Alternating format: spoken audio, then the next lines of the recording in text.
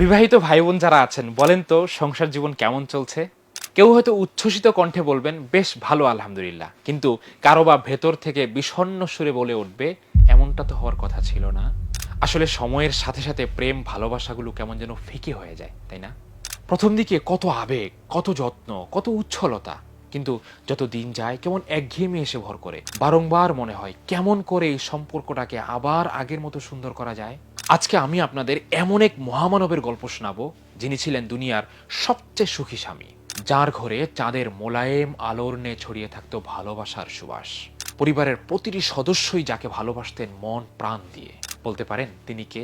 হ্যাঁ, ঠিক ধরেছেন, তিনি হচ্ছেন ইমামুল আম্বিয়া সৈয়দুল মুরসালিন মুহাম্মদ আরবি সাল্লাল্লাহু আলাইহি ওয়াসাল্লাম। তিনি যখন ঘরে থাকতেন কি করতেন? ঘরের কাজে সাহায্য করতেন, স্ত্রীদের সাথে খুনসুটি করতেন, গল্প করতেন, তাদের কথা শুনতেন, মান অভিমান উপলব্ধি করতেন। এমনকি বৃদ্ধ বয়সে গিয়েও স্ত্রী হযরত আয়েশা রাদিয়াল্লাহু তাআলা আনহার সাথে যুক্ত হয়েছেন দৌড় প্রতিযোগিতায়। এবার ভাবুন তো আমরা কি করি ঘরে গিয়ে? সারাদিনের রাগ, ক্লান্তি ও দুঃখ কষ্টের সবটা প্রকাশ করি বেচারি স্ত্রীর সাথে। অথচ নবীজি সাল্লাল্লাহু আলাইহি ওয়াসাল্লাম এমনকি স্ত্রীদের মতামতকেও নিতেন গুরুত্বের সাথে। হাজার ব্যস্ততার মধ্যেও সন্তানদেরকে আদর করতেন, সময় দিতেন পরিবারের প্রত্যেককে, খেলা করতেন নাতিদের সাথে। আর আমরা কি পারছি নবীজি সাল্লাল্লাহু আলাইহি ওয়াসাল্লামের আদর্শকে অনুসরণ করতে?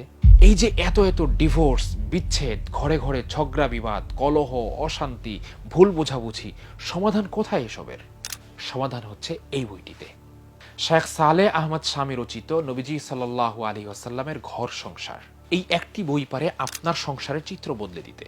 স্ত্রীর মান অভিমান ভাঙাবেন কিভাবে, ঝগড়া বিবাদ এড়িয়ে চলবেন কি করে, মতবিরোধ দেখা দিলে এর শান্তিপূর্ণ সমাধানে যাবেন কি উপায়ে, এবং সর্বোপরি ঘরে শান্তি প্রতিষ্ঠা করবেন কিভাবে, ইত্যাদি সব বিষয়ে চমৎকার সমাধান পেয়ে যাবেন এই বইটিতে।